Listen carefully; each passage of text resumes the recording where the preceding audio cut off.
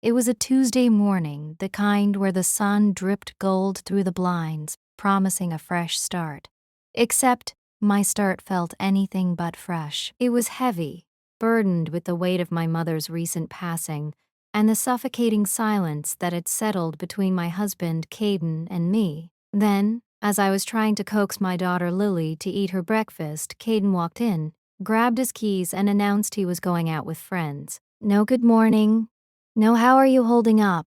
Just a door slamming shut, echoing the hollowness inside me. I should have seen it coming. I'll never forget that feeling of abandonment as long as I live. Hi everyone, my name is Polly, and I am the storyteller today. Losing my mom has been the hardest thing I've ever had to deal with. If you're dealing with grief, I send you all my love and strength. Please let me know in the comments section where you're listening from today. I would love to know. My mother's passing had been a tidal wave, pulling me under with grief and a sudden onslaught of responsibilities. Mom had always been the glue, the one who held our family together. Now that role had abruptly been thrust upon me, and I was drowning. I was responsible for settling her estate, a mountain of paperwork that seemed designed to crush my spirit. There were endless phone calls with the lawyers, accountants, and estate agents. Her house needed to be cleared out, filled with decades of memories, each object a sharp stab of loss. And of course there was my daughter Lily, who was 7, still trying to understand where Grandma had gone. Kaden, who had always been my rock, my partner in everything, had become distant. He used to be so supportive. Now, he was a ghost, moving through the house with a vacant look in his eyes. He was either working late or out with friends, leaving me to navigate the wreckage of our lives alone.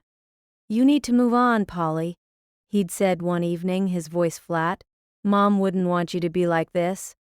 Like this? What did he expect? Did he think I could just flip a switch and erase 35 years of love and memories? His words felt like a slap in the face, a dismissal of the pain that consumed me. The criticism became more frequent. My cooking was bland. The house was a mess. I was neglecting Lily. Nothing I did was right. I started to feel like I was walking on eggshells, afraid to say or do anything that might trigger his disapproval. One Saturday, I had planned a small memorial for my mom at her favorite park. I'd invited close friends and family, arranged for some of her favorite flowers, and even prepared a little speech. Kaden had promised to be there. He was supposed to bring Lily so I could get the flowers ready. 1:15 p.m. rolled around, then 1:30 p.m., then 1:45 p.m. No Kaden. I tried calling him, but his phone went straight to voicemail. Panic began to bubble in my chest. Where was he? Why wasn't he answering? He finally showed up at 2 p.m., an hour late, with Lily trailing behind him, looking tired and confused. "Sorry, Polly," he said, his tone nonchalant. Lost track of time. Lost track of time? On the day of my mother's memorial? The anger that had been simmering inside me finally boiled over. "How could you do this, Kaden?" I hissed, trying to keep my voice down so Lily wouldn't hear. This was important. This was for my mom. He just shrugged. "Get over it, Polly. It's not the end of the world." That was the moment I knew something was seriously wrong. Kaden would never have been so callous, so dismissive of my feelings. What had happened to the man I loved? The next week, things went from bad to worse. Kaden started staying out later and later, sometimes not coming home until the early hours of the morning. When I asked him where he'd been, he'd become defensive, accusing me of being controlling and insecure. One night, I couldn't sleep. The silence in the house was deafening. I tossed and turned, my mind racing with worry and suspicion. Finally, around 3 a.m., I got up and went downstairs for a glass of water. As I walked past the living room, I noticed Kaden's laptop was open on the coffee table. The screen was dimly lit, displaying a message thread. Curiosity, or maybe it was desperation, got the better of me. I walked closer and read the last few messages. I had such a great time tonight. One message read, "Sent from someone named Sarah. We should do it again soon." Kaden's reply was even more sickening. I had a wonderful time too. I needed that. My heart hammered in my chest. Who was Sarah? What was going on? I scrolled up through the messages, my hands trembling. The conversation was full of flirtatious banter, inside jokes, and plans for future dates. It was clear they were more than just friends. They were having an affair. The betrayal hit me like a physical blow. I felt like I couldn't breathe, like the world was spinning out of control. How could Kaden do this to me? To us? I stumbled back to bed, tears streaming down my face. I lay there, staring at the ceiling, replaying every moment of the past few weeks, trying to find the clues I had missed, the signs I had ignored. The next morning, I confronted Kaden. I showed him the messages, my voice shaking with anger and hurt. He didn't deny it. He just looked at me, his expression cold and detached. It just happened, Polly, he said. I'm not happy. You're not happy. We've grown apart. So, your solution is to have an affair? I screamed. To lie to me? To betray our marriage? He didn't say anything. He just turned and walked out of the room. That night, he didn't come home. He sent me a text message saying he was staying at the guest room. He needed space. Space? We were already miles apart. The next few weeks were a blur of anger, sadness, and confusion. Kaden stayed in the guest room, barely speaking to me. He'd come out for meals, but the atmosphere was thick with tension. Lily noticed the change. She was quiet and withdrawn, always watching us with her big, innocent eyes. Then Caden's family got involved. His mother, Carol, called me one afternoon, her voice dripping with false sympathy. "Polly, dear," she said, "I know this is a difficult time for you, but Kaden is really struggling. He needs your support. You need to give him space to figure things out." Space? Again with the space. Was I supposed to just sit back and watch my marriage crumble while Kaden gallivanted around with another woman? "Carol, with all due respect," I said, trying to keep my voice calm, "your son is the one who created this situation. He's the one who had the affair. I'm not the one who needs to give space. He needs to take responsibility for his actions." Carol huffed. "You're being unreasonable, Polly.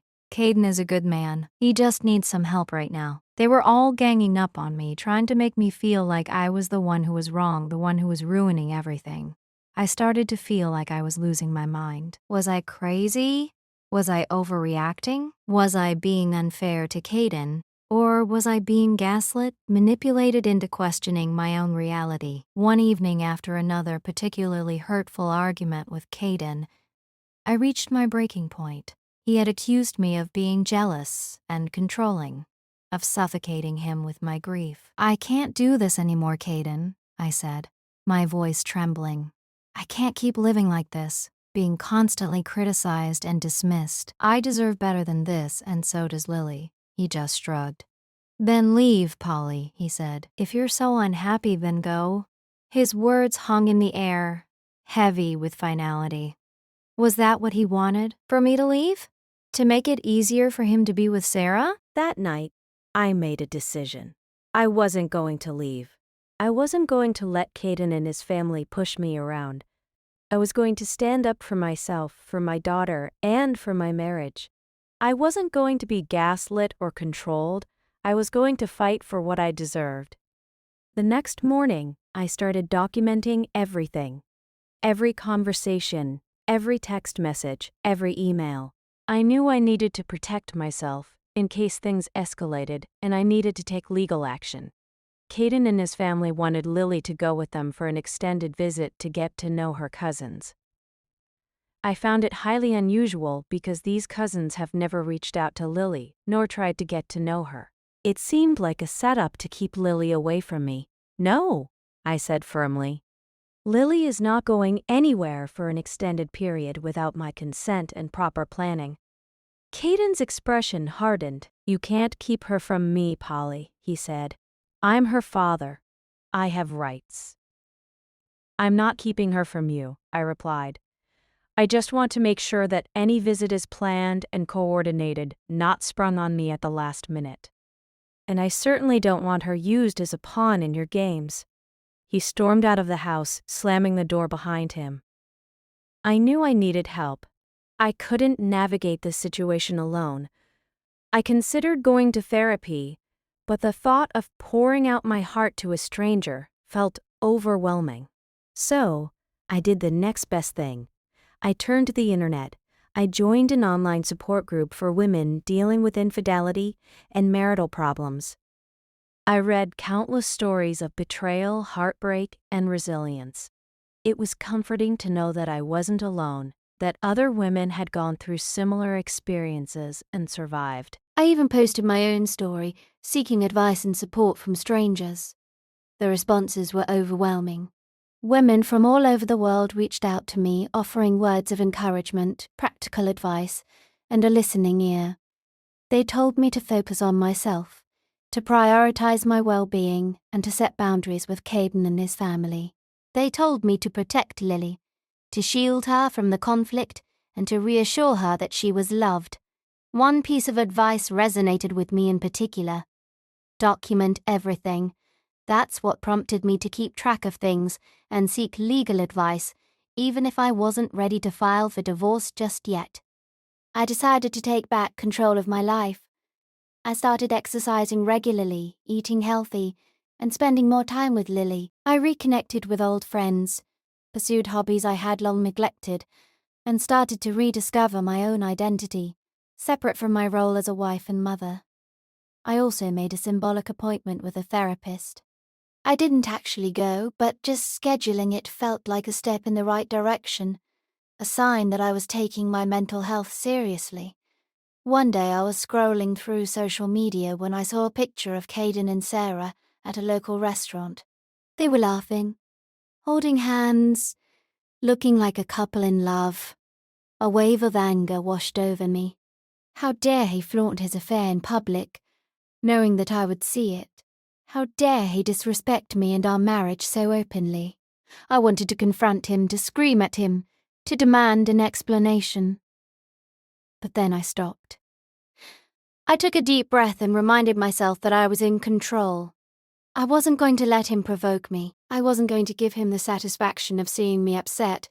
Instead, I did something completely unexpected. I posted a picture of myself and Lily at the park, smiling and laughing in the sunshine. I captioned it, "Enjoying life's simple pleasures with my favourite person." It was a subtle jab, a way of showing Kaden that I was moving on, that I wasn't defined by his actions. And it worked. He called me later that day, his voice laced with anger and jealousy. "What was that all about, Polly?" he demanded. "Are you trying to make me look bad?" "I'm just living my life, Kaden," I said calmly. "Something you seem to have forgotten how to do." The conversation didn't last long. He hung up on me, but I didn't care. I had made my point. I was no longer the victim. I was the survivor. The following months were a slow, arduous process of healing and rebuilding. Kaden eventually moved out of the guest room and into his own apartment. We started attending counseling sessions, but it was clear that the damage was too deep. The trust was gone, the love was gone, and the connection we once shared was irretrievably broken. One evening, after a particularly difficult counseling session, I sat down with Lily and explained what was happening. I told her that Kaden and I were going to be living in separate houses, but that we both loved her very much and would always be there for her. She listened quietly, her eyes filled with sadness and confusion. When I finished, she threw her arms around me and started to cry. "It's okay, Mommy," she sobbed. "We'll be okay." Her words were a balm to my wounded soul. She was right. We would be okay. We would get through this together. I realized that my priority was no longer saving my marriage. It was protecting my daughter and building a stable, loving future for her, even if it meant doing it alone. I finally filed for divorce. The process was long and painful, filled with legal battles and emotional turmoil. But I persevered, guided by my love for Lily and my determination to create a better life for us both. In the end, I emerged from the ashes stronger and more resilient than ever before. I had survived betrayal, heartbreak, and gaslighting. I had learned to trust my instincts, to set boundaries, and to prioritize my own well-being. I never expected my life to turn out this way. I always imagined that I would grow old with Kaden, that we would watch our grandchildren play together in the backyard. But life doesn't always go according to plan. Sometimes things fall apart. Sometimes you have to let go of the past in order to embrace the future. My mother may be gone and my marriage may be over, but I still have so much to be grateful for. I have my daughter, my friends, my family, and my own strength and resilience. I have the ability to love, to laugh, and to dream. I am Polly, and this is my story. This is the story of how I survived betrayal and found my way back to myself. And if I can do it, so can you. Remember, even in the darkest of times, there is always hope. There is always the possibility of a new beginning. My 7-year-old daughter took my iPad to school. What the teacher found on it made me divorce my husband immediately. If you enjoyed this story, subscribe for more